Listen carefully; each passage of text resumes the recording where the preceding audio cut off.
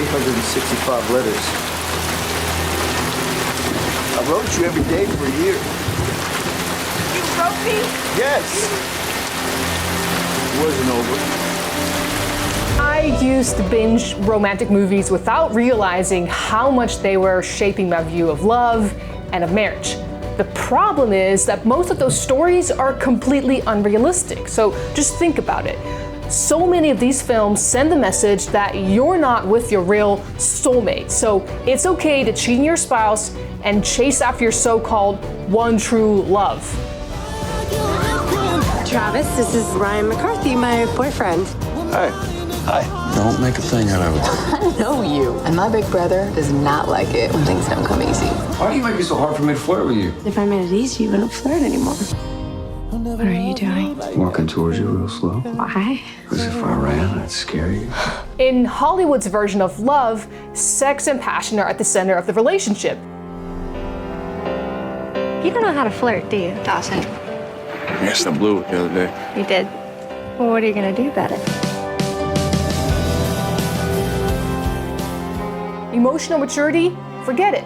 When conflict shows up, couples don't work things out. They scream, they pout, or they throw a tantrum because that's what makes a more dramatic scene. I have a fiance waiting for me at a hotel who's going to be crushed when he finds out So you make what I love did. to me, and then you go back to your husband? Was that your plan? Was that a test that I No, didn't pass? I made a promise to a man. He gave me a ring, and I gave him my word. And your word is shot to hell now, don't you think? I don't know. I'll find out when I talk to him. The truth is, it's all a counterfeit. So in this episode, we're diving headfirst into exposing Hollywood's false system of romance, and more importantly, uncovering God's blueprint for real love and lasting relationships. So whether or not you play with social media a lot or you watch a bunch of movies, what you're really doing is looking at relationship modeling often. So we've got Renee here from all the way from South Africa, and we're excited to have you on the show. So It's great to be here. tell us why this matters.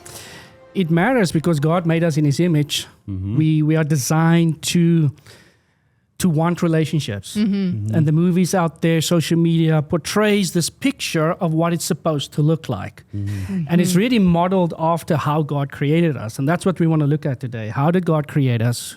What are we attracted to in social media, in movies, and video games? It seems like that would make a little bit of sense, like if you were wanting to be careful or that was a temptation to you. If you kind of understand the relationship aspect, that might give you some tools to say, okay, I need to avoid this kind of stuff because it's going to lead me into that behavior or something. You know what's wild now is people are getting in relationships with artificial intelligence. Oh, true. So weird. Which, you know, it is whatever you want it to be. So it's like a relationship fit for you, which is not really a relationship at all, but that's kind of the direction things are headed, you know, after movies like, what was it? Her, I think. Oh, they've done What? a number of What was them. that one? It was like 10 years ago or something where it was Joaquin Phoenix and he got shipped a piece of software. There was a computer, he installed it, and it was like this AI program and he started developing a relationship with it. Interesting. And it was basically like way ahead of its time. So are they going to add another category here for the relationships on computer? Like, Yeah, right? Yeah. So weird. to add what you guys are saying, you know, I grew up not a Christian, and I grew up watching tons of like those romantic relationship movies, and you're always sitting there like you're being drawn along in your emotions, you know. And I think something I start picking up on later on when I became a Christian, specifically in the Nicolas Sparks movies. He's the author of like The Notebook, The Last Song with Miley Cyrus. That it's frequently portrayed as, you know, you break the rules, you rebel against your parents, and specifically, and this is a theme in a lot of these romantic movies, if you're already married but you're supposed to be with this other person, it's okay to cheat on your spouse and all of these different things because your spouse is shown as like this lame-o dude, whereas that's your Prince Charming, and so go with that person. Like break the laws. Yeah, or they're doing that Disney theme where it's like wherever your heart tells you to go. Like Yes. in those films, they're always with the wrong person. That's essentially every plot line is you're with the wrong person, you really should be with this person. and what's even weirder is like how they're always the right person for them that they're trying to tell you is the right person is always somebody with bad characteristics. Exactly. So And it's always destiny. yeah. Destiny is Yes. pointing you in this direction. Yes. I mean, good point. maybe there's also the Your Hallmark, soulmate. Hallmark Oh, destiny. no. It's always destined that you leave the big city to go, like, the go country. move back to Small your town. country.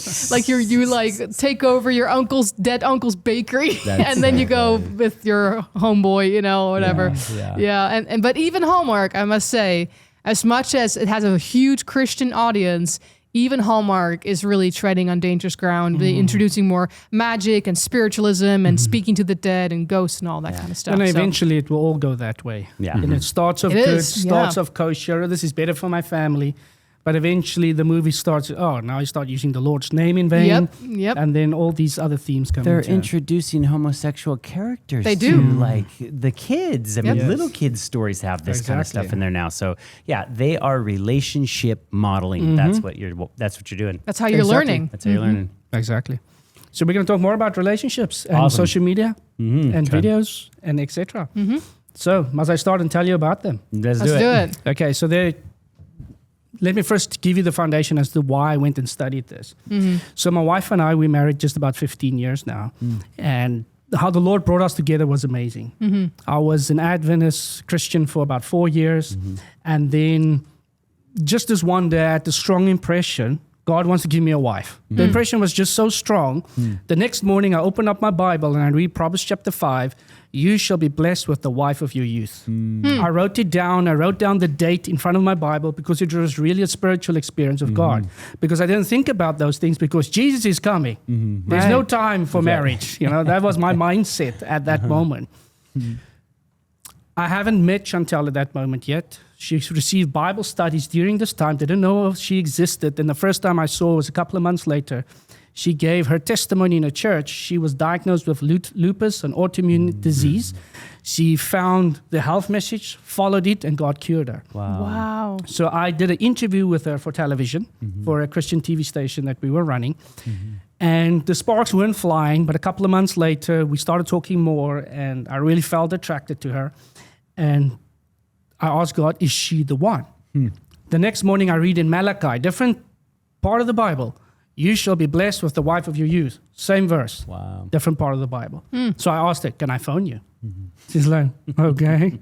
First, I wanted to go and visit, but she wasn't there at where we stayed. So I phoned her and we chatted. And that weekend I was preaching and she came to church and I really felt good. This blonde sitting in the audience because I'm preaching. That was a different feeling. So I had to do filming for 3 weeks far away from where we stayed.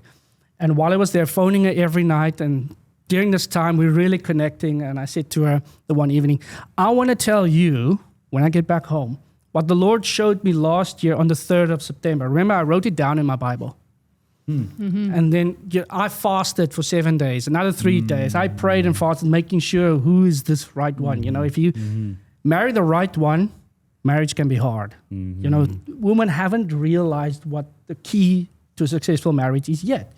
Just listen to your husband and all will be well. I was like, where are you going with this? I was like, wow, this is a new perspective. And he's here. like looking at me. I'm like, But unfortunately, that is not the way it works. It's just a joke, obviously.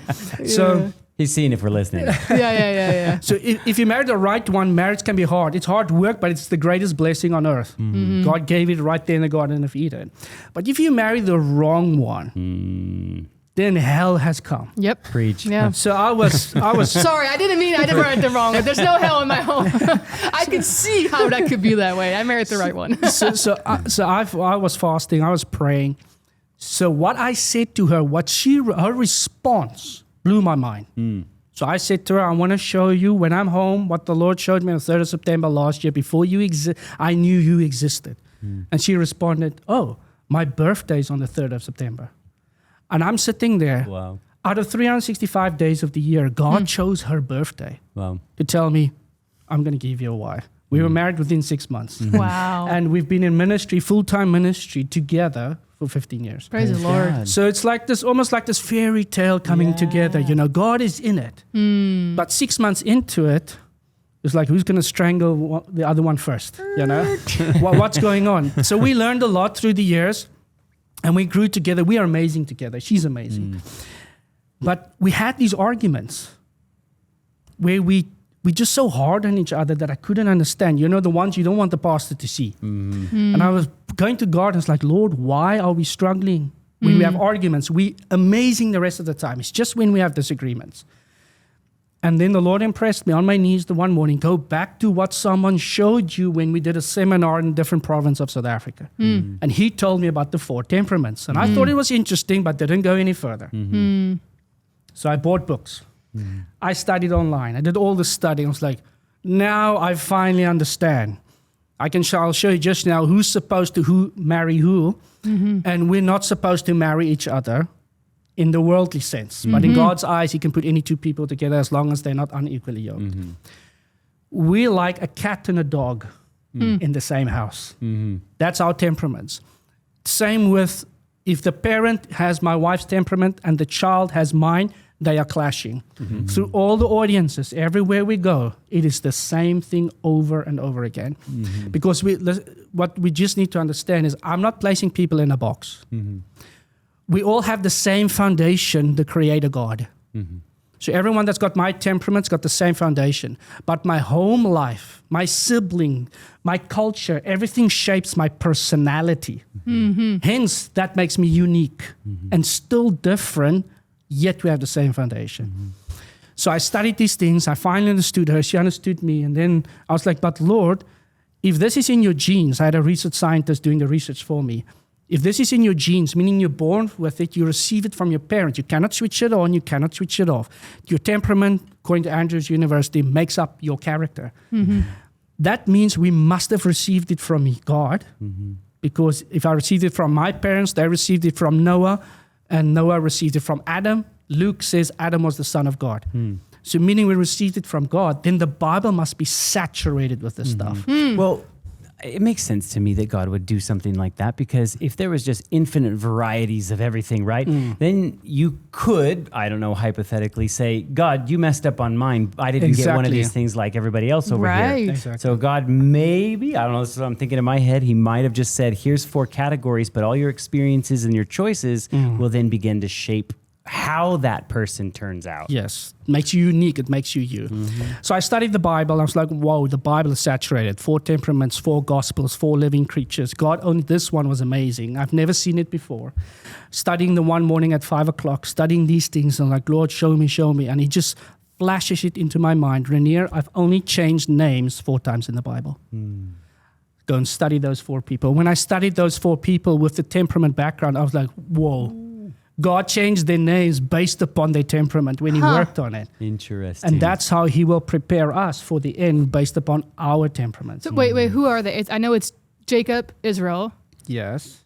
What other ones? So it's Abraham, yes. to Abraham, Sarai to Sarah, and Simon to Paul Peter. to Paul. That's right. Saul So to normally Paul, people say Saul to Paul, but his name was never changed by God. I had to study it myself. Saul was his Hebrew name, Paul was his Greek name. So he was still Saul after he was converted. Because there's a story in Acts where the Holy Spirit says to the disciples, take Saul and Barnabas for the work that I've called them to do. So he's still Saul afterwards. He's just the Hebrew name. Why would they change just one letter like that? You know? I mean, it's kind of interesting. Your names meant a lot more back then than what it does today, depending upon your culture. So obviously, it's a culture thing. And the fascinating thing, the devil changed names 4 times in the Bible. Shadrach, Meshach, and Abednego. Yes. And let's see, who else? Daniel. Daniel, yeah, that's right. All 4 of them. He changed their names. But we will look at it now just to give you some meaning and context. Once I've explained the temperaments, you would see he actually changed the names based upon the temperament. So let's get into the, I'm just going to summarize the 4. So on the screen, the viewers can see that it's the cholerics, the Mr. and Mrs. Control. So the scientific names, the cholerics, the sanguines, the melancholics, and the phlegmatics. I like to focus on the colors. So I'm going to use the colors red for choleric, yellow for sanguine, blue for melancholic, and green for phlegmatic. So the reds, these are Mr. and Mrs. Control. They're in charge. That's me. I'm 80% red. Now, everyone is born with a strong one and then a secondary one. Sanguine is Mr. and Mrs. Fun. They're all about fun in life. They don't go to... Definitely Scotty, without a shadow of a doubt. Yellow. Keith is blue. I actually don't know what I am. I would think between green and yellow. I don't know. And then, so yellow is my second one. That's why I'll make a joke about, wives haven't learned the secret to success. Then Melancholics, that's Mr. and Mrs. Perfect. That's the blues. That's my wife. So she's 90% blue, very high blue. So the greens are the phlegmatics, Mr. and Mrs. Peacemaker. So these are the peaceful, quiet, shy people of the world. Now the reds normally marry the greens. And the yellows marry the blues. 9 out of 10 times when my audience is in front of me, the wife will come to me, I'm this, then I say, okay, your husband is that? Then she's like, yes. But Chantal and I, it's red and blue together. And that is not compatible. Oh, yeah. And that's why we argued, because both of them have no problem with conflict. If I were to take each of the 4 temperaments and look into their conflict chamber of their brains, the reds have 2 items in their conflict room. Boxing gloves. The yellows, they don't have a conflict room because they avoid it. They make a joke. Oh, why are you so serious? Come on, let's not go so. Let's not get upset about this thing. The blues, their conflict room, they've got a filing cabinet. And they can take out that file and say, 2017, 9 o'clock in the morning, you wore a red shirt and you said, they remember all your faults. And then their way of telling you that they love you is to tell you what's wrong with you. This needs to change, this needs to change, this needs to change. In the beginning, I couldn't step left and my wife was like, that hurts, stop doing that. Then I step right. She's like, that hurts, stop doing that. I'm like, Lord, can I do anything right? This is an episode I'm going to make my wife watch. So if you're a yellow, the chances that your wife is a blue is very high. Absolutely. Is your wife yellow? You're blue probably, right? I'm just guessing. I am blue. Actually, this is a very interesting discussion because from an outward perspective, I'm blue. Yeah. But the way I think is more red. Oh, interesting. But I don't express that because I know there's a lot of those red characteristics that I don't think are appropriate for certain times and places. Yes. So when I'm thinking about how would I handle a situation, I often think red, but I temper it with the blue. Interesting. And my wife is actually green. She's green. Okay. See, I can see that. Yeah. I'm yellow, and I would say that I'm kind of a little bit like that too, but my mind sometimes thinks in the green. So it's like, I'm always kind of trying to look for like, how do we solve this and make it diplomatic? Make everybody happy. Yeah, make everybody happy. How does everybody want? Because you're the life of the party. You want everybody at the party to be happy. No, don't leave the party. Yeah, so those are the 4 personalities, and my wife's second one is green, phlegmatic. So she always thinks of others. Being a blue-green, she always thinks about others. Be a very considerate person. They are put on this earth, the blues and the greens, to show us how to love people. Where the reds and the yellows are shown how to get stuff done and have fun. So those are the 4 temperaments. I can just, for the viewer's sake, I just summarize in a couple of words each, because they might say, yeah, I can see myself, but I'm not sure yet. Mostly it's the greens that say, I don't know. I don't know. It's one of their sayings. It's in my slides. It's one of their weaknesses is to say, I don't know. That's my son's go-to response. So the reds summarize, they're good at business, they're quick thinkers, they take charge, they're determined, dominant, problem solvers, outgoing, they exude confidence. Their weaknesses, they're aggressive, controlling, overbearing, intolerant, impatient, rude, inconsiderate, bossy, insensitive, easily upset. The yellows, they're convincing, they can sell ice to the Eskimo. They can just sell anything to anyone. They're enthusiastic, they're optimistic, they're sociable, they plan life around people. Yep. They're generous, they're talkative, they're relaxed, they always have new ideas. They're just not the ones to live those ideas out. You need a blue or a red to get it done. This is like I'm not pointing any fingers our at all. office played out at this show. Their weaknesses, they do too much, they're impatient, they're late a lot because they're talking to everyone else. If I could drop this mic, talk to everyone. Okay, can I just cut in here real quick? We went to a conference recently. And we were at a running joke that Keith and I were at the booth and and Scotty's gone. Squirrel. He's talking to someone. I was making deals, guys. He's selling everything to everyone. He was selling it. So funny. You need some ice? Yeah, seriously. So they don't finish tasks. They're easily bored. They're impulsive, undisciplined. If you have a cupboard in your room for your clothing, doesn't necessarily mean the clothing must be inside of the cupboard.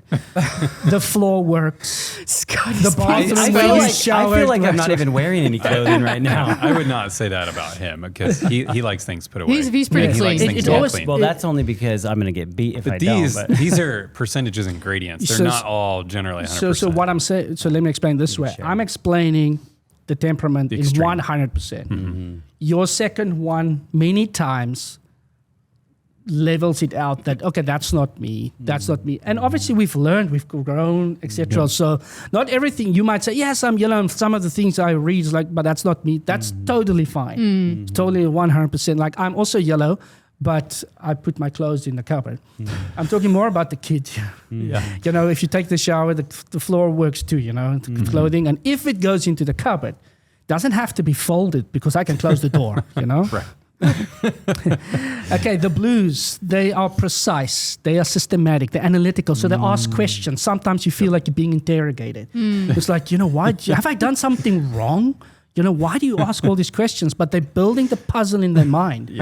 This is, you remember, like Abraham in the Bible, he's a blue. Yeah. He was a blue. nice. Who's mine? When Sarah. So when Sodom and Gomorrah, what did Abraham do? He went and If got they were after him. 45, if they were 40, right. if they were 35, he's he's trying to analytical. figure it out. So he's trying to understand God's character by asking questions. If it was a red, if it was Peter standing next to Jesus and Jesus said, I'm destroying Sodom and Gomorrah, Peter would say, Burn it. All right, let's get it done. Burn it. And are you destroying Lot? Yes or no? Yeah. Let's just get to the bottom line. You just tell me the bottom line. So blues, they're analytical, they ask questions. So I choose my times when I'm giving my wife some form of information because I know she wants the details. And if I'm a red and I'm a man, so I've got 500 words for the day, you know, then I'm done. Except for a show like this. When I talk about these things, I get excited. So love it. she's going to ask me questions. So I need to choose when I tell her this, when I'm able to give her the details. So normally when we eat something, because then my yellow is like, oh, this is nice, let's eat together. She's happy. You got to pick your moment. So they're detail-orientated, they're encouragers, they're careful, they're considerate, they're deep thinkers, they plan ahead, they're organized. But their weaknesses, they're stuffy, they're cold, they're critical, sensitive, indecisive, reserved, expressive, can see the glass half empty, exacting, and they worry about progress. You know, are we moving forward? Then the greens, their strengths, they're very reliable. These people will always pitch up. They'll always have your back. They're considerate. They're sharing. They're loyal. They're patient. They're very calm. When you're freaking out, they're calm. They're supportive. They're easygoing, sincere, and consistent. Do the same thing over and over again. Very good at that repetitive task. But they're the most stubborn people in the world. Let's go and visit. I'm not going. And there's nothing that you can say that will change their It's mind. like a donkey. Yes, exactly. They're cautious, they're withdrawn, they're easily used by other people because they don't talk back, they don't speak up Doormats. for themselves. They're resistant to change, they can come over lazy. You know, TV watching is very high on the list and video games.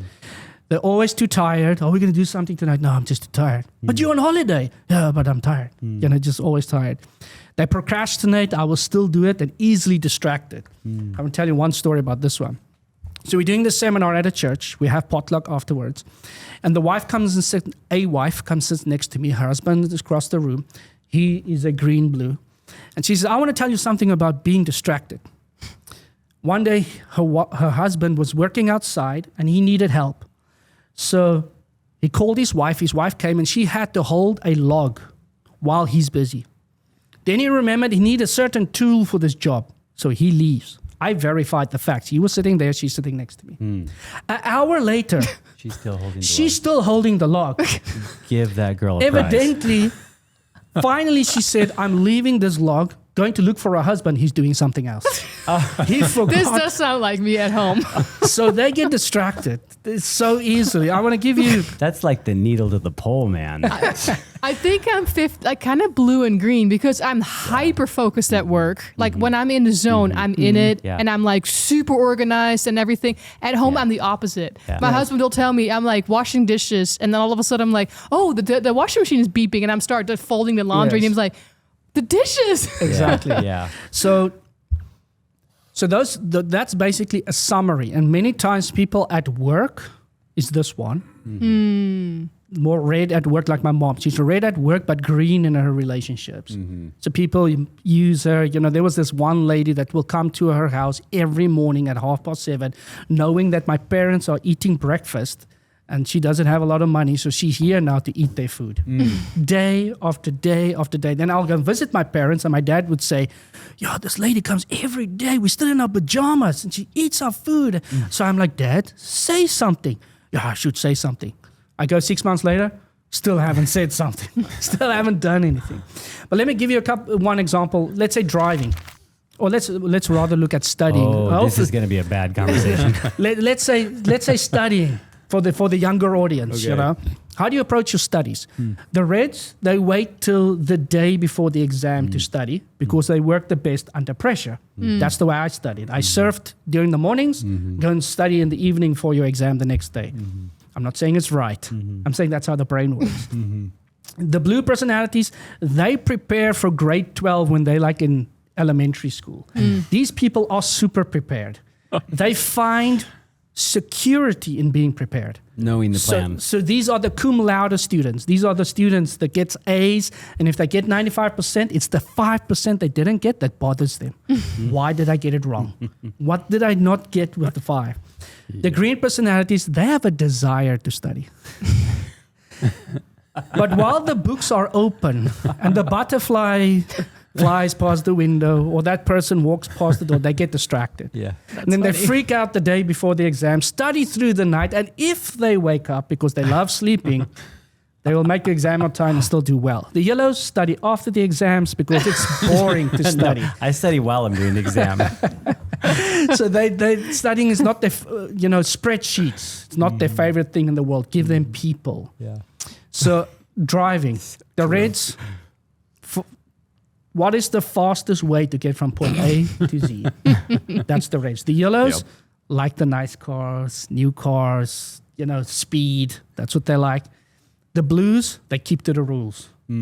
80 miles per hour, we're driving 79 miles per hour. We are not breaking the rules. I'm like that.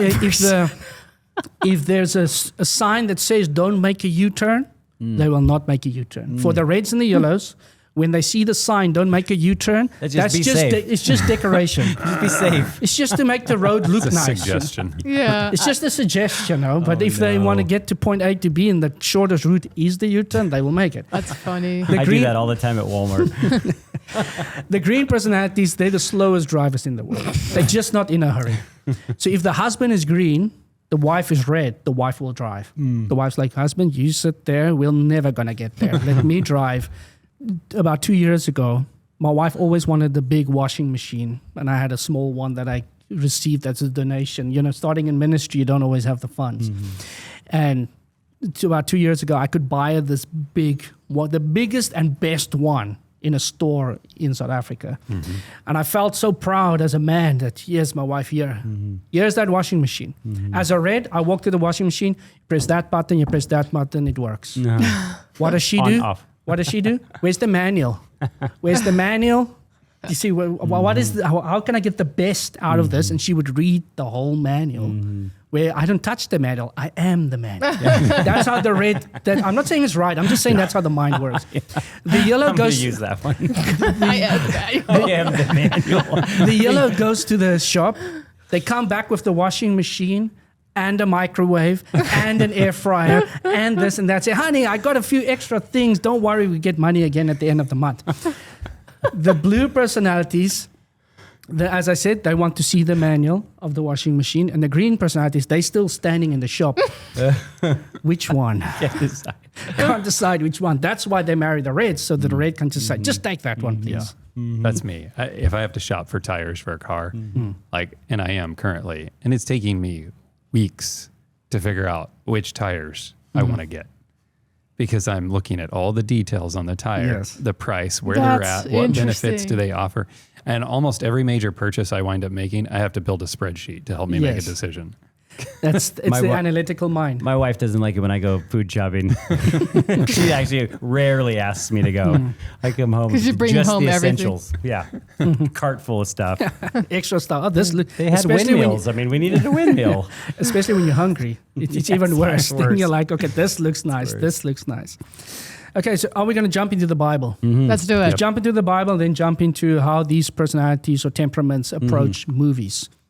So there are 4 temperaments and there are 4 gospels. The Gospel of Matthew, I'm just giving you summaries from what someone like Mark Finley says about the gospel, and you tell me who they're summarizing. So Mark Finley says the Gospel of Matthew is precise, exact, accurate. Summarizing Keith, isn't it? Yeah, blue. It's the blue personality.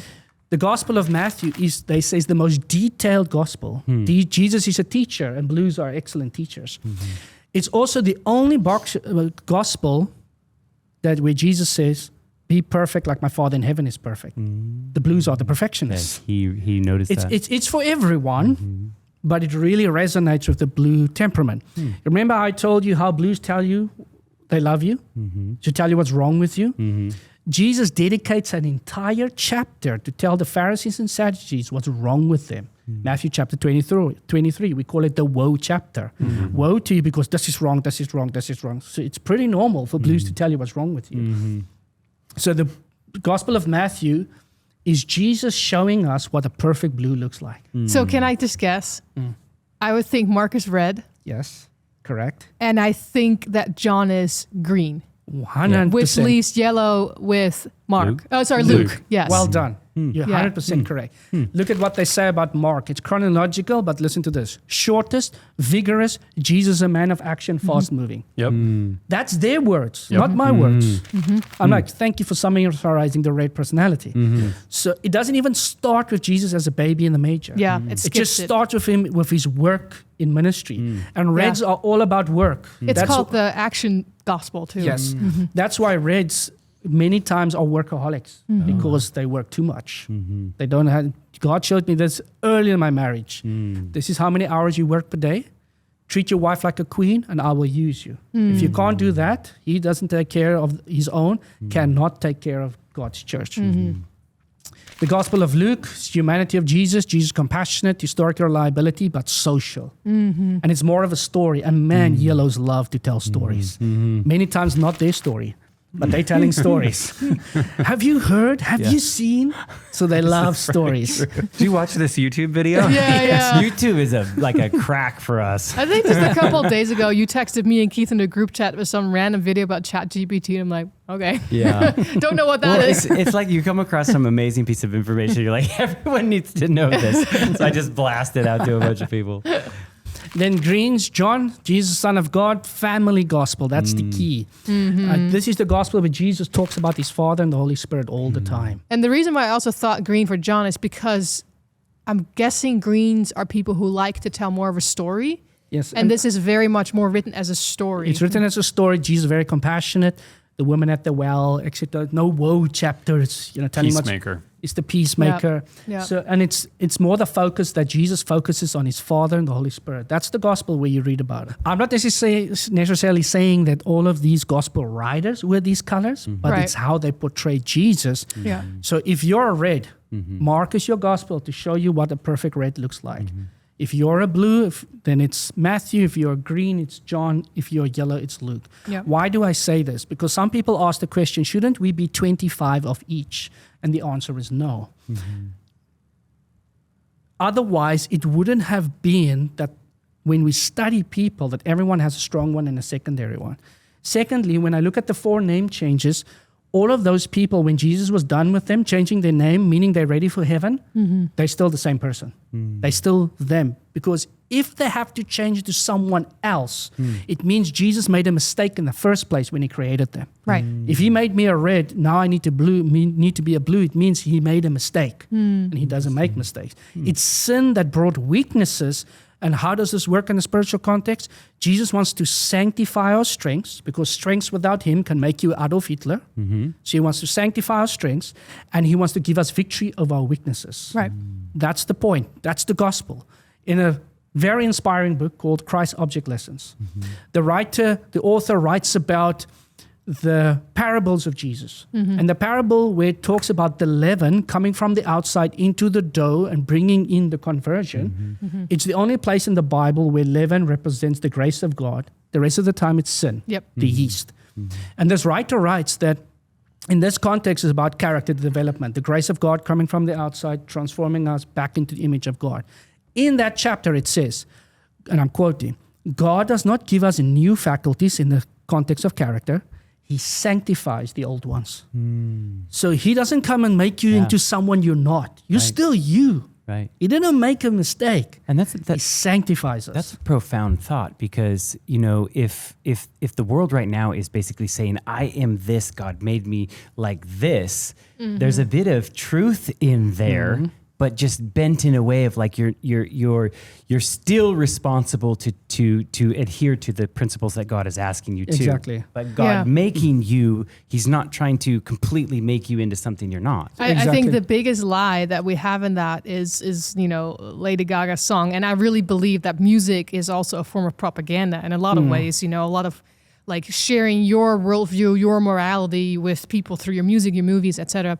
But she sings Born This Way. You know, that's very much adopted by the LGBTQ community, but everybody who hears this over and over and over when you're shopping at Walmart or whatever you do, it's that message like, you can't change, just stay who you are and stay put. When God wants to transform our lives, he wants to change us and set us free from sin. And be reborn.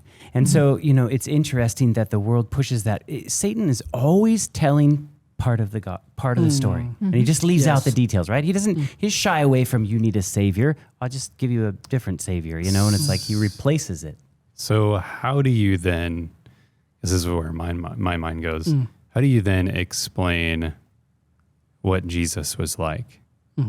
Because if Jesus was born on this earth with a particular percentage across the board of these four different personality types, and he's not, let's say he's not 25% in each category, then the way he was seems like, I don't know, I'm just thinking through it, and it seems like he was perfectly balanced in his thinking, in his life, the way he treated other people, the way he handled situations. And you would think that's the ultimate model for us to be. Yes. So how do you explain that along with God making people the way they are? Because it seems like, because I hear what you're saying, God made us who we are, but it seems like we are imbalanced in our extremity. Like if I'm a red, God probably needs to tone that, dial that back. Yes. Because I either me or sin in me amplifies the red to an extreme that's unhealthy. Yes, the weaknesses. So how does that? So I believe when I look at the Gospels, I mean, why 4 Gospels? Yeah. Why not just one? Why tell the cross story 4 times? It needs to be needs to appeal to different kinds of people. Yeah, he's appealing to all 4 of the temperaments.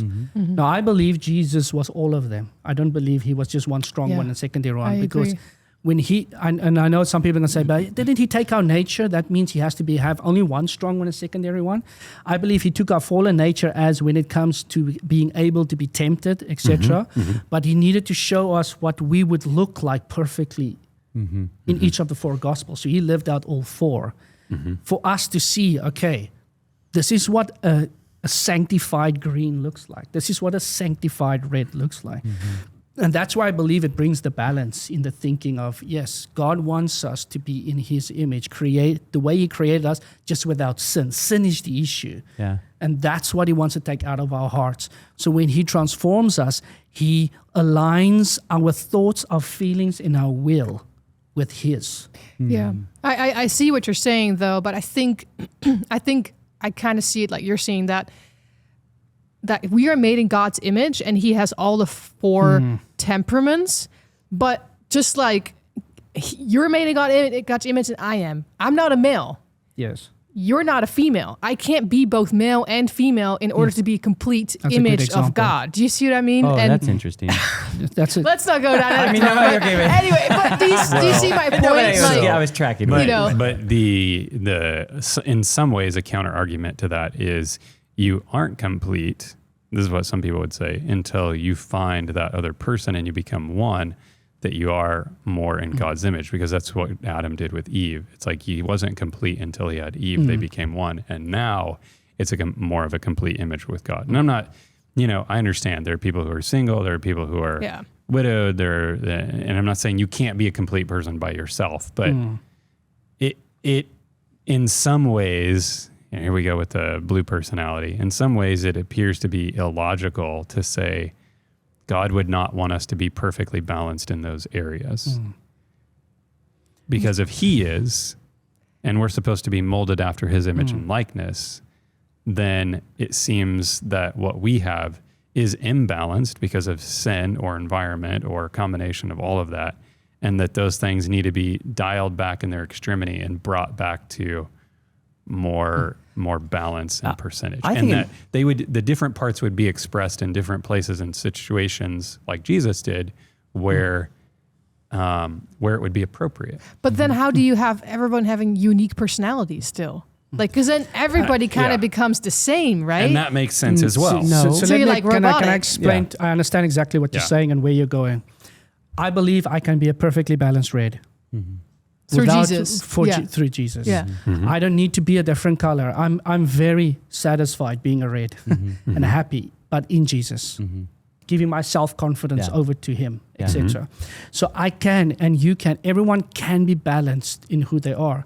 And you can acquire strengths of others without it being innate, without it being your default setting. Like for instance, when I did video editing for the TV channel back then, my red is get this one done so I can get over to the next one. So I just did the one after the other. Now my wife is on some of the programs and I think I can just edit that way. She's like, no, you edit, you watch this thing through. I'm going to watch it through. We're going to go back. And I'm like, but that's torture. Do I actually have to watch the whole thing again? So I had to acquire a strength of hers, being more thorough. Yeah. Because I had to do stuff over and over again because I made mistakes. Yeah. But am I blue? No. Have I acquired it? Yes. Have I acquired by watching her, observing her, to be more considerate towards other people? Yes. Am I naturally considerate? No. Yeah. But because I know these things, I then ask Jesus, help me in the moment to be more considerate, to be more tolerant. And it's that knowledge. The Bible says without knowledge, we are destroyed. Yeah. You know, with a lack of knowledge. But with knowledge, I can actually now apply these principles with the help of Jesus and still be a balanced red. You need to understand someone else. And so if you have a little bit of that inside of you, then it makes it a whole lot more easy for me to kind of try to see where you're coming from. And I imagine that, like, you know, marriage is not just necessarily designed to make you happy, or I should say the goal is not just straight happiness. Yeah. And the reason I'm saying that is because what if it's unhappy? What if it's like, if you make that your goal, then that thing is if it doesn't go right, your marriage falls apart. Exactly. It's to make you more holy. Yes. So to rub somebody that sees things differently, which may frustrate the living, Daylights out of you. just between the two of you, I could see that God designed the thing to say, here, I'm gonna confront you with some things that you need to work on, and vice versa. I think there's things that each one of us bring to the table, but the other person sees that differently than we do. So I think we're probably coming from somewhat of the same place, because as I hear you talk, you know, the red is acquiring other things to balance it out if it's in the extreme. And so I kind of look at it like, okay, if I have, let's say I have a cup and it's full of, let's say, red Kool-Aid, and it's only got red Kool-Aid in it. Well, to balance that out, I am going to pour in some green Kool-Aid and some yellow Kool-Aid and some blue Kool-Aid, right? And so now that extremity in red Kool-Aid becomes closer to that 25%. Yes. It's not that it is 25%, but it's going to come closer to that. And that's then, I guess, in thinking about it like logically, analytically, like it's moving more that way because that's how Jesus was. And we, you know, we're not going to be that maybe even perfect 25% balance because we're going to be unique people. Yes. But character perfection is moving us that way to be more like him. Yes. But we're not saying, at least I don't think we're saying, I'm red and all I need to do is just purify the red so that it's more red. Right? Because you're acquiring other parts of these Yes. personalities, traits, because, you know, if it's only red, well, then you're going to exhibit more of those undesirable red characteristics that need to be. You need some of the others. You need some to overcome the weaknesses of the red, but you're still a red. Yeah. I think the designer of music, God, illustrates this idea, right? Yes. I mean, you can play something with the same instruments, but it's interesting when everybody brings their flavor and their sound together, and then there's something beautiful happens with that. Yes. And the same thing's happening with our relationships, I believe, too. I think if everybody was the same, I don't know, you'd probably be a little bit, like, okay, I've seen this before. But the fact that we're all kind of unique and different, and these combinations of you're a little bit more of this and that, it's like it opens it up for creativity and variety, which you see in God's creation. If we as a family are in a hurry, we always travel together. So like my whole family is here in the US. We have family ministry. That's how I prefer it. If we're about to leave, the plane is leaving, we need to rush, and we're about to leave the house, and either my wife or my eldest son, who's got that temperament, starts crying about whatever, it's really hard for me. It's not time to cry. It's time to get things done. It's time to move. Go time. And it's that time that Jesus then needs to speak to my heart and say, you know what, they're different, and that's okay. That's the main thing. We are different, and that's okay. It's for us to make sure that we live surrendered life to Jesus in the moment. And that's the key. And that's one of the things my wife talks about when we do these seminars, is she comes and she talks about how to live a surrendered life now that you know who you are, now that you understand your weaknesses, you know you're more intolerant. And you need each other. Exactly. God made a symbiotic relationship between everything. I mean, the bees need to take the pollen and go make it around so you can enjoy these beautiful flowers that the human walks by and goes, oh, cool. And the whole thing's like that, right? So if we are parts and bits of these and you see the way that someone else is acting, it's like you have these abilities to, I got to work together. What can I do to help them get out of the house faster or be more prepared or, Exactly. I have a son that is, needs a lot of time. You cannot tell him we're leaving in 15 minutes. He will panic. You have to tell him we're leaving in an hour. You tell him we're leaving in an hour. This is usually what we do. Then he can prepare. You tell him 15 minutes. Oh, it upends his entire world, and he does not know how to handle it. So I assume he's also a blue. Some green. So doesn't deal with change. Change is not. Change is not his friend. Is not. Probably the greatest thing. I'm not sure what he is, because I would say in a lot of ways he's more like my wife, and she's great. But in other ways he's probably like me. Yeah. But I'm the type that change. No.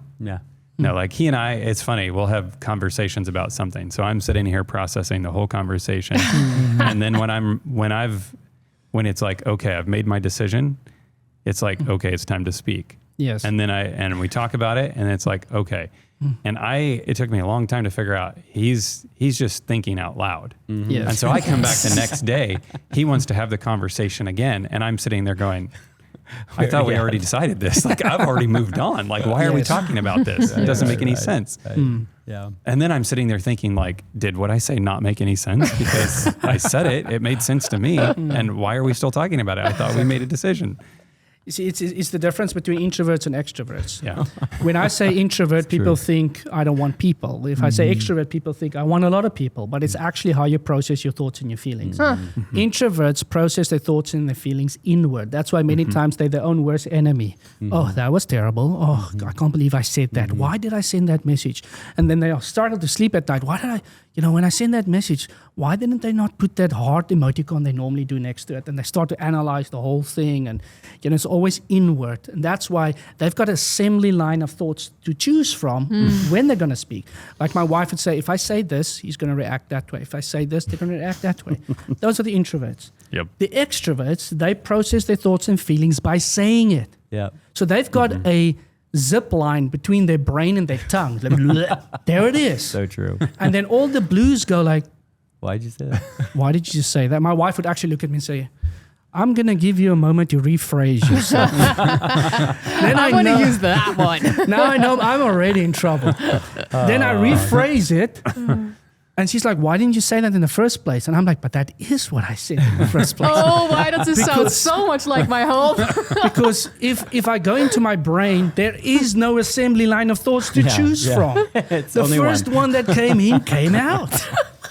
True. Wow. And that's why the Bible says, put a guard in front of your mouth. He's speaking to the reds and the yellows. Yes. The blues, it's easy. They like, it's easy to think about what you say. No, it isn't. I'm always like, why did I tell the mailman that? Walk back in the house like. So let me just show you the 4 living creatures, 4 different faces. The lion. If you study the lion in the Bible, it's bold, powerful, leader, brave. It's the reds. If you study the ox in the Bible, servant, noble, persevering, powerful. It's the greens. They are the servants. If you study the man face, it's the reason, wisdom, love, God's social side. Once again, it's the yellows.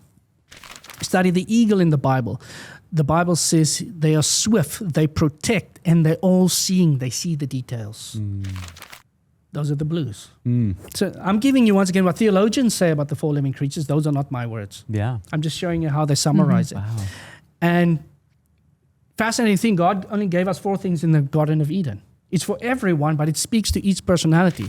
Genesis 1:26, I give you dominion. All the reds go, that feels good. Yeah. I'm in charge. If you tell a green, I give you dominion, that doesn't feel so good. It's for everyone, Sure. but it speaks more to the reds. Then he said, be fruitful and multiply. This I tested. Are these the greens? Because Jacob, as a green in the Bible, he had 13 children. So I went to greens and asked them, if you get married, how many children do you want? And then this one girl specifically said, man, I see my one child playing the violin, the other one's playing the piano, the other one's washing the dishes, the other one's in the garden. I'm like, I need to pray for your husband. And we introduced her husband to her. So they are married today. So far, of only one child. But the point is that they are family. Because he's red. Yes, Yeah. it's a dream. They are family-orientated people, the Greens, just like the Gospel of John. So you can take the thread and run it right through the Bible. That was my wife. She wanted 6 kids. 6 kids, exactly. We have 4. And you said she's green? Yeah. Exactly. They want the kids.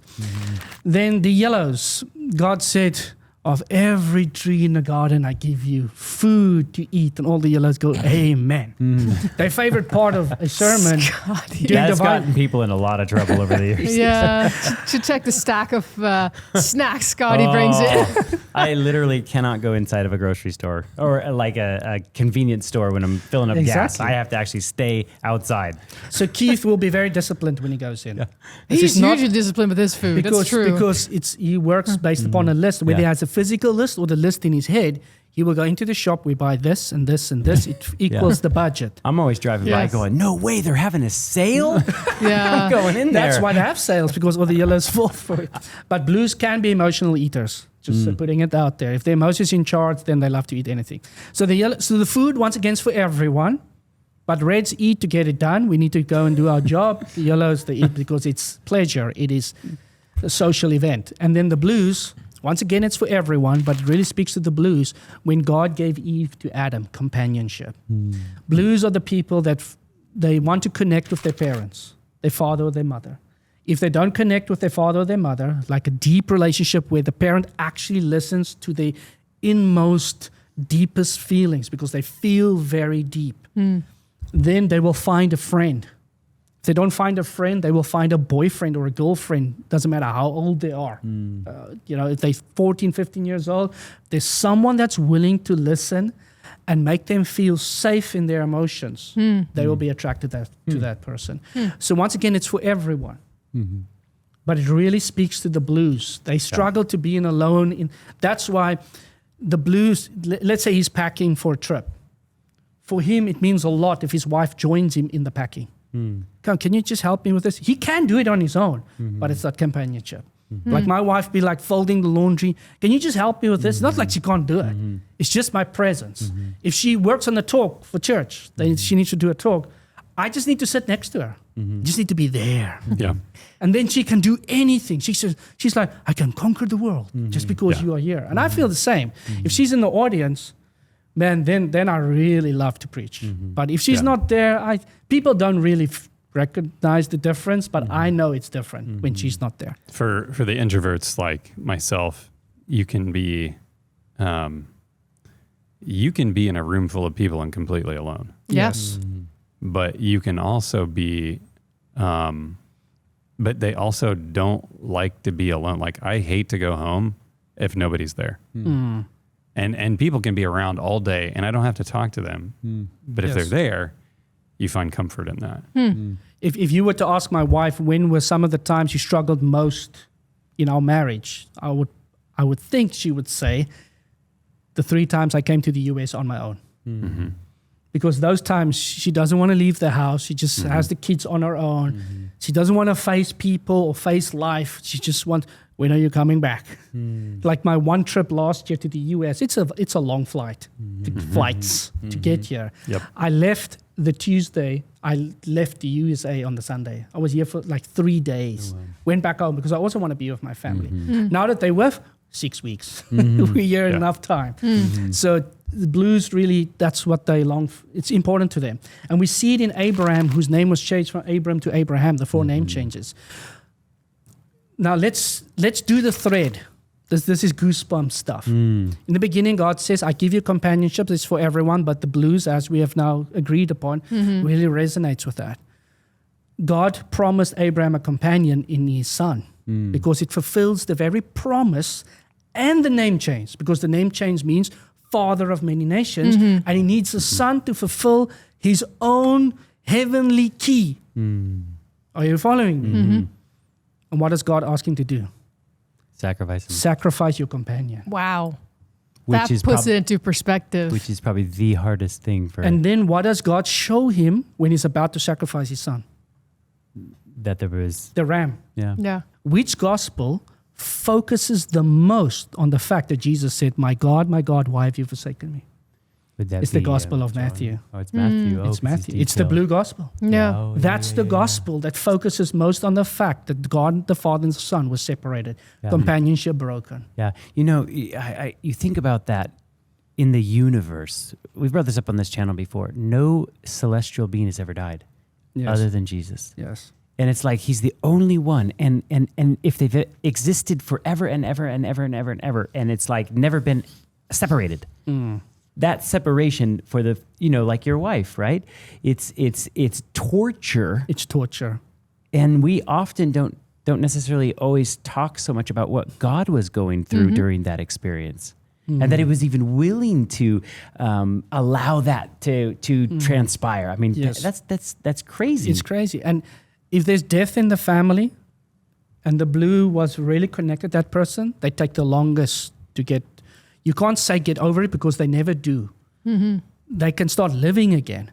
But it takes the longest time for that blue to really start living again. I saw it when my wife's mother died unexpectedly. They had a close relationship. And all the reds out there would be like, oh, just get over it. It's been 2 years. Why are you still crying? And it's because they don't understand a person. This is why this information is so important for us to how we treat people. It gives us more grace. It gives us a better understanding of, wow, you know what, you're different and that's okay. God made you in his image. Because in the beginning when I studied these things, for the very purpose of understanding my wife, I started using it as a weapon. Oh, you're just being a blue now. You're just critical again, fault finding. Unfortunately, I did those things. And the one morning, while on my knees, the Lord came to me and he said to me, just not an audible voice, but his voice came to my mind and said, if I do not accept my wife as a blue, there's a part of him I do not accept. Wow. And it hit me like here, and that's where everything changed. And I totally saw the thing in a different perspective. I too have had that, like certain personality types will sort of irk at my skin, and it's like I find that I'm wanting to avoid certain people for that kind of reason. And then I think God convicted me of that years ago and just said, don't think negatively towards them. Like find the part that like you like about them. And I'll tell you, it revolutionized. Definitely. I could go up to people that I either had a problem with or something and be fine like with it and not be thinking about like, oh, I don't like this person, kind of a thing. And so, God, I'm sure has a remedy for all of our personality types to reconcile and, Like I normally tell the story.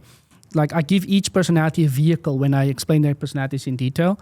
Like the Reds, it's a bulldozer who gets killed in the process on the way to success. Doesn't matter as long as we get there. But if Jesus is in the bulldozer, they can safely go to heaven. not kill people.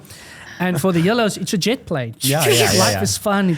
Mine's more like a flying saucer because it kind of goes in all different So then I normally look at the jet plane and I'm like, okay, the yellow shouldn't design it. It's going to fall. Oh, yes. No. And then they're going to laugh and say, that was fun. Let's do it again. The blues need to design it and it will be perfect. The yellows will sell it and get the best price. Yeah. The reds will fly it and never make an accident.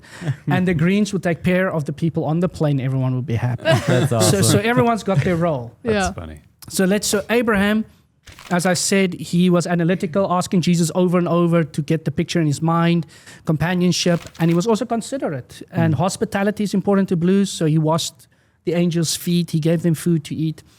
Then Sarah, the only person in the Bible where the word laughter is used with is Sarah. And she was the yellow. Unfortunately, yellows make impulsive decisions. They do things quickly, and it's never their fault. It's in my slides. It will say they blame others.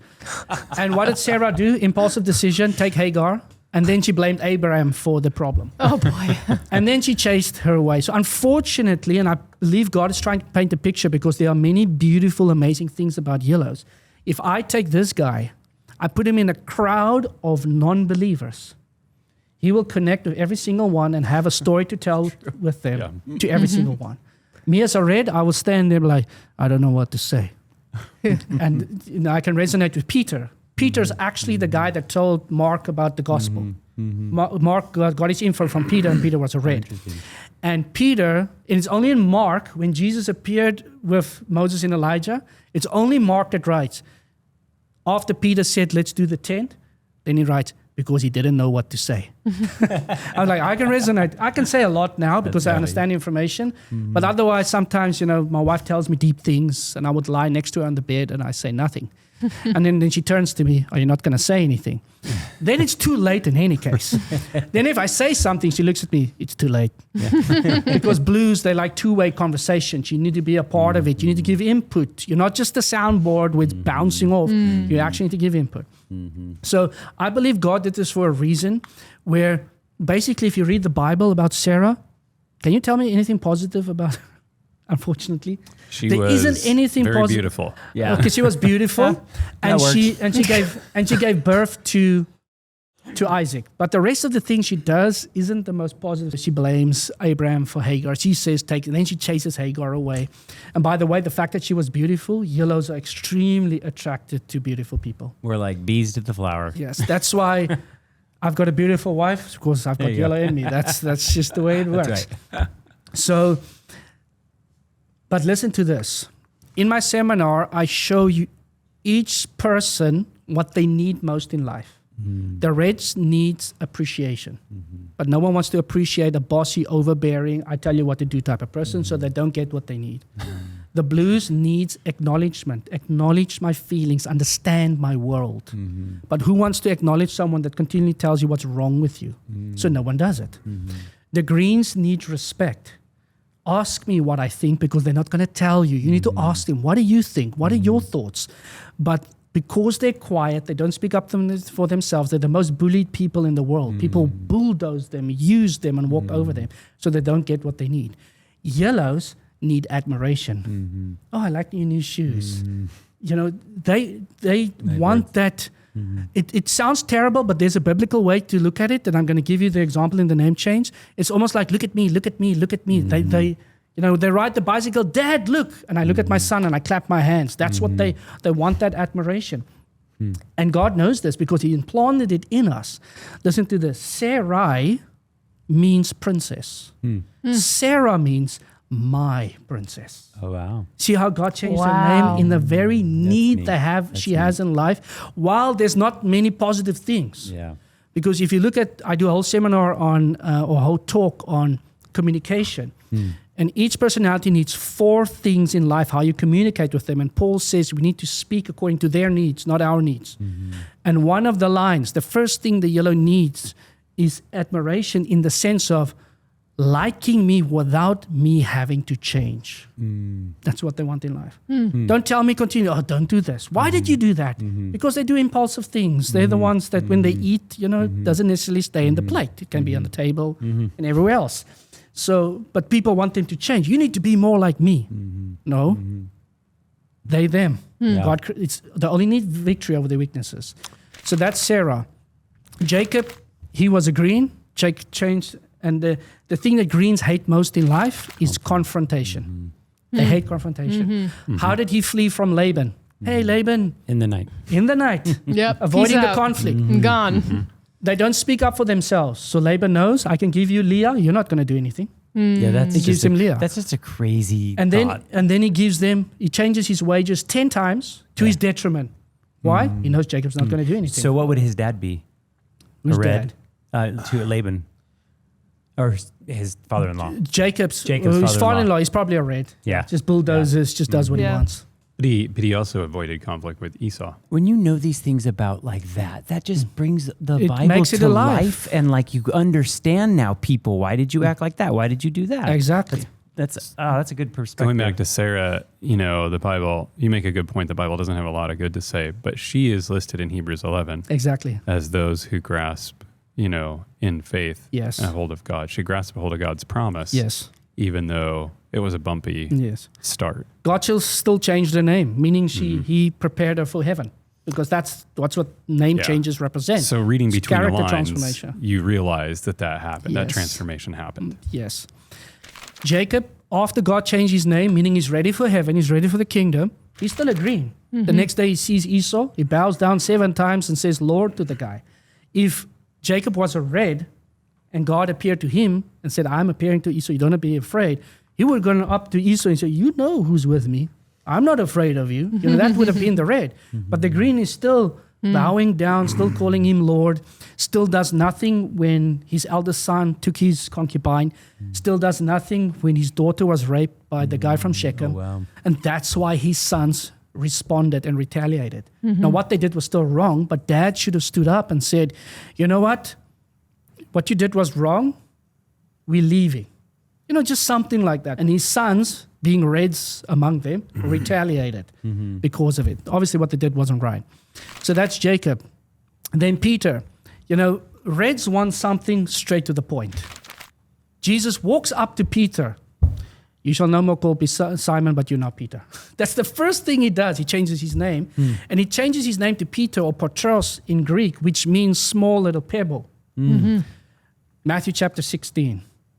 Jesus asked the disciples, who do people say that I am? Some say prophet, some say John the Baptist. Who do you say that I am? Peter answers, Son of God. you are the Christ, the living Son of God. Well done, Peter. Flesh and bones has not revealed this, flesh and blood hasn't revealed this to you, but my Father in heaven. Then Jesus looks at Peter. You are Peter, and upon this rock I will build my church. You are Peter, small little pebble. Upon this rock, the Greek word is Petra, Jesus pointing to himself, I will build my church. So Jesus is telling Peter, you need to keep your eyes on me. The next thing Jesus does, I give you the keys of heaven. He's talking to Peter. He gives him more power. Then Jesus says, I will be crucified and rise again after 3 days. Peter just acknowledged through God's power. Jesus just told him, look at me. Just gave him more power. Then he says, I'll be crucified and rise again. Peter goes to him. The only among the personalities that would have the guts to then take Jesus apart and rebuke him, the Bible said. He rebuked Jesus. Oh, wow. And who's the one that's got the confidence to say, when Jesus is walking on the water, I'll walk on the water, thank you. He walks on the water, and then in his self-satisfaction and confidence, he looks back at his friends and he starts sinking. Yeah, he whipped off the ear of the He's the guy that whipped up the ear. He's the guy that had the confidence, I won't deny you. But then he becomes broken. Yes. And then Jesus has to reaffirm his confidence. Yes, he reaffirms his confidence, and then he became one of the most powerful evangelists the world has ever seen. So here you can see all the name changes, how God worked with them in the very areas that you and I struggle with today. Amazing. Okay, I think there's one more thing. Yes, the 4 name changes done by the devil: Daniel, Hananiah, Mishael, and Azariah. Listen to the meaning of the words. Daniel means God is my judge. Blues are very, how can I put it?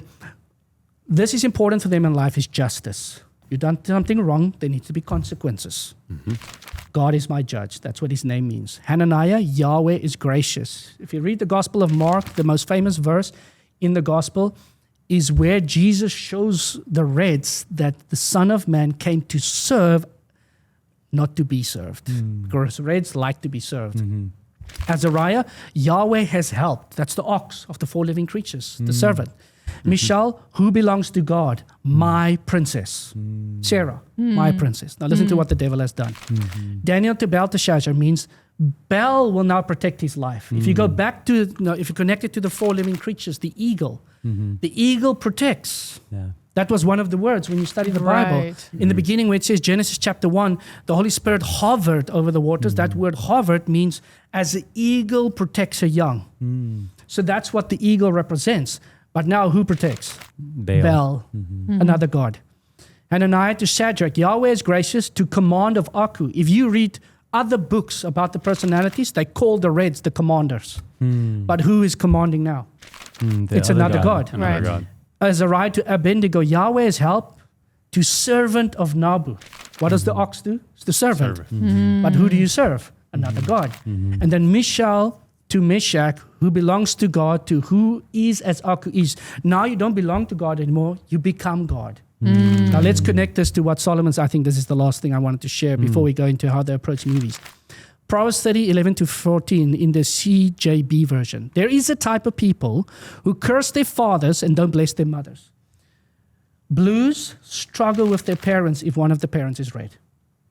It's throughout this world. Doesn't matter where I go, it's the same thing. My wife struggled with her father. He was a red. He was absent when she cried, had any emotions. Stop crying. Stop being this way.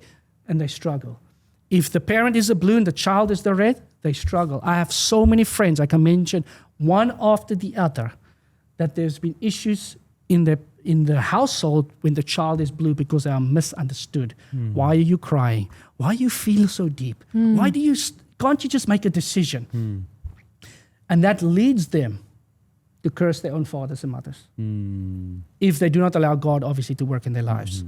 Then there is a type of people, clean in their own view, but not cleansed from their filth. The greens do not shout. They do not fight. So the red will be shouting, why are you not standing up for yourself? Da, da, da, da, da. And the green will freeze during conflict. In their own eyes, I'm not the problem. And we do plenty of marriage counseling. When the husband is green, it's the hardest to counsel because they don't face their own issues. They don't like change and they're not the problem. The wife is the one shouting. The wife is the one with issues. Now the Bible says you're clean in your own view, but inside it's not that way. There is a type of people, how haughty they look, utterly supercilious. You know, the yellows want admiration, but this is when it's taken too far. Oh, look at me, but the way Satan did it. He was beautiful in his own sight. And there is a type of people whose teeth are like swords. Yes, their fangs are knives. Us reds, unfortunately, with our mouths, we hurt a lot of people. That's what Solomon says, 4 types of people. And if you look at what David says, who will appear in the presence of the Lord? In Psalms, he mentions 4 types of people. Should we connect this now with Hollywood? Yeah. Let's do it. Let's connect it with Hollywood. Okay, so the reds. These are competitive people. So they are driven to compete. So they're very drawn to sports. And that's the type of area in life many times where they are driven towards. Yellows are driven by pleasure. So many times these, unfortunately, the guys that will fall into pornography and those type of things. The blues, they're driven by companionship. So the romance, especially the woman, the romance and the fantasy, the unreal companionship that's out there. The greens, they're driven by peace, so the television is all they need. Just the TV in front of them. So many times they have a television in the living room, television in the dining room, television in the kitchen, television in the bedroom. You know, everywhere there are televisions. But when it comes to movies, the reds are really attracted to action movies. You know, action, one scene to the other. It's just action and modern action, not old things. There must be action. So if you are drawn towards action movies, the chances are that your red is very good. Then the yellows, they are drawn to comedies, obviously, laughter. It's fun, you know, it's light, not too deep, no crying the whole time. The blues, they are drawn more towards fantasy, Lord of the Rings, Harry Potter, these things that doesn't really exist. And true stories. They love true stories. My wife loves true stories. So that we buy these missionary books that's just available in the US of missionaries in the past, of how they save people. My wife loves it. She loves their truth. It's an interesting contrast because on the one hand, something that's absolutely true. On the other hand, It's something not, that's completely not true at all. Yeah. Yes. So she loved, when she was in the world, before she became a Christian, she loved the fantasy world. The Lord of the Rings and those type of things. She really liked it. So the Reds, when it comes to fantasy, they will be more drawn towards action heroes, more to the the Superman, the Batman.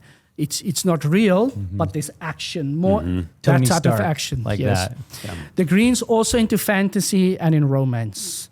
That's the world they go into, and some of the men horrors in the green world because they are bullied. They enter a world that is really the guys just taking out everyone. And that's most of the time, it's the Greens that takes their rifle, walks into the school and shoots everyone. Oh, wow. Because they will be at home watching these movies. They're into heavy metal music. I've got many Greens. That's the music they listen to because it takes them out of that reality. And then they play these first-hand shooter games. And then they just go and live it out in reality. Yeah, and isn't then that? they start shooting. I think you're right. If you looked at probably the life of the Columbine kids or the ones that shot up the school, Yes. they were probably the ones that were just quiet, sit in the corner, trench coats. Yeah, that makes a lot of sense. So I'm not saying that every single one is Right. them, but majority it's because they've been bullied. I've seen also the Greens. They're the ones that go into karate, getting the black belts, kickboxing, because they want to defend themselves because they've been bullied, and they actually have a desire to protect people. That's actually what God put in their hearts is to protect, and so security companies many times they're the Greens, pastors they're the Greens. So the perversion of that then is to destroy. Is to destroy. Oh, that's interesting. Like one of the story I'm going to tell now is from my previous life, so it's not I'm not condoning this. I'm just giving an example. So my one friend, he is a green yellow, and we were out at a club one night. When I went clubbing, as soon as the alcohol flowed, my yellow came out. So I became more fun. My red, aggressive side didn't come out. So I didn't really fight. That was my thing. But the one evening, there was this guy that was irritating me. And I was grabbing him like this. And when I grabbed him, within 2 seconds, he was out. And I did nothing. Oh, wow. So my friend was standing next to me. He's taller. So I was like, again, I'm not condoning this. I'm just saying this is how Greens, the mind works. So he hit the guy, kicked the guy, and he was out. For me to find out, my friend has got black belt in kickboxing. But because they're quiet and shy, he never told me this. Oh, wow. I'm like, I'm glad we didn't have the fight. Right. But the point is that's the direction they go in.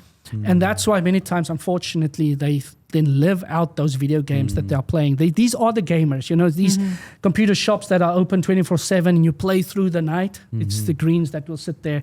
It's the nerds in the school.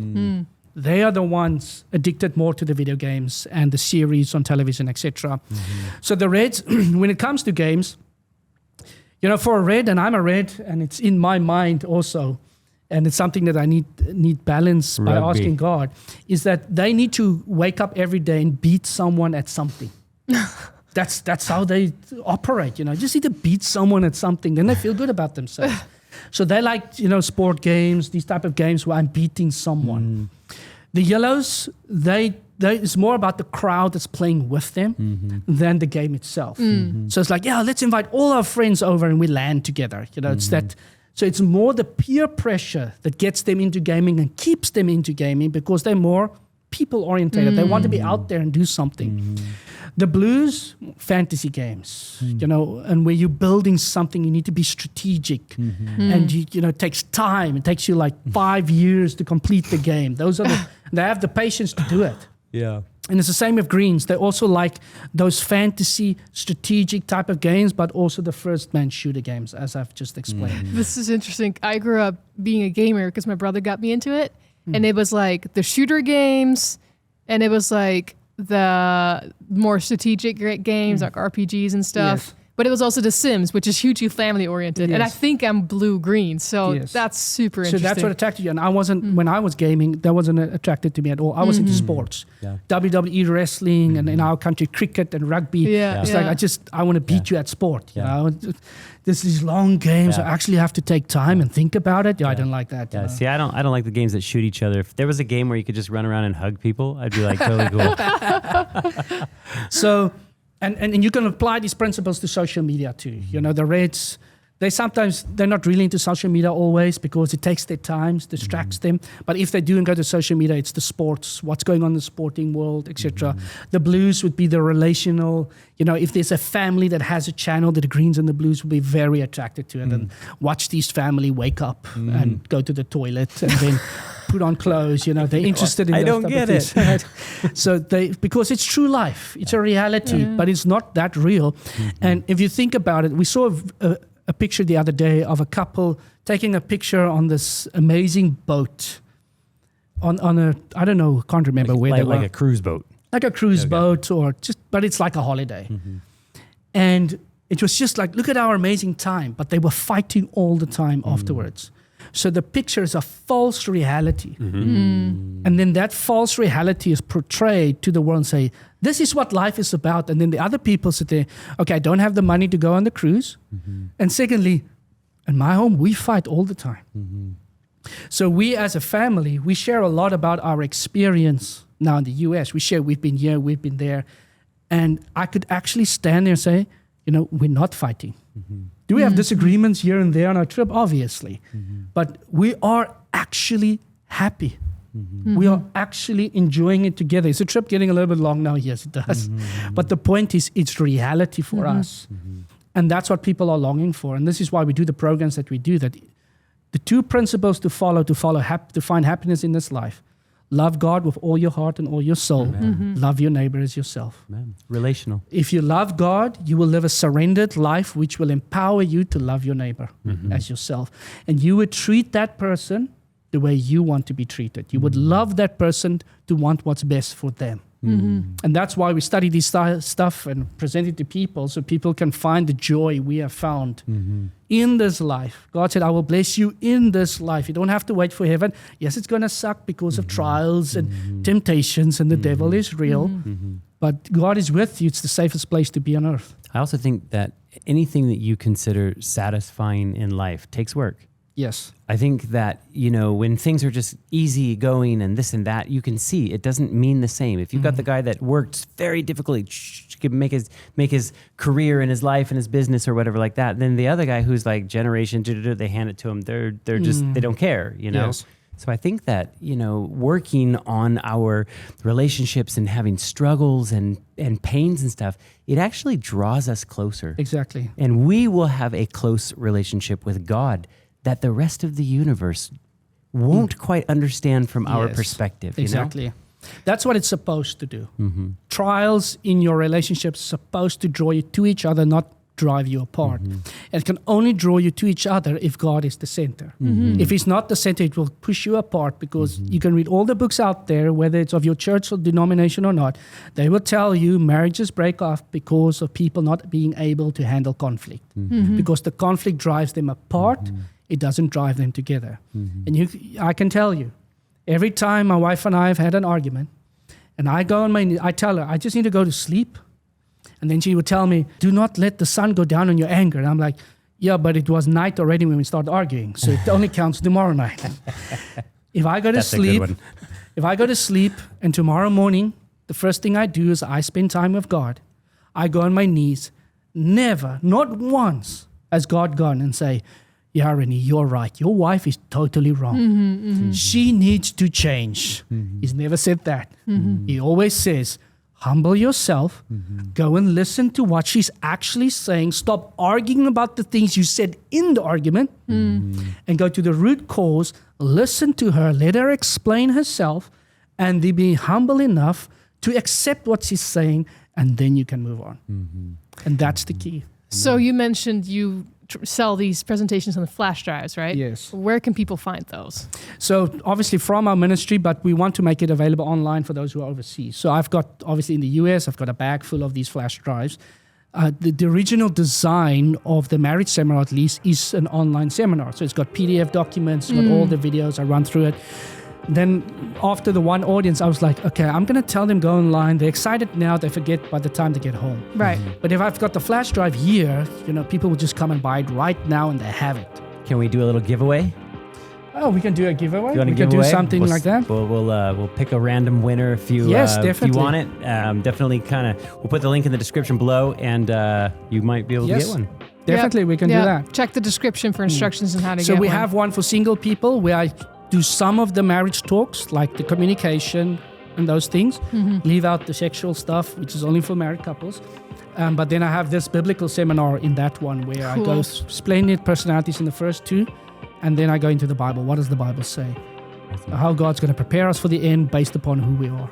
Cool. Awesome. That was super enlightening, and thank you so much for coming from so great. far away to come over here and bless us and our audience. But hope you guys had a blessed time. Check him out. If you have any questions, we'll leave his contact information down there as well, and you can email them to him. All right. Thank you. If you like this video, like, subscribe, and hit the notification bell so you know when we launch new videos. And drop a comment below, and we'll try to get back to you if we can. What? Say that again. No. No, I don't know what to say.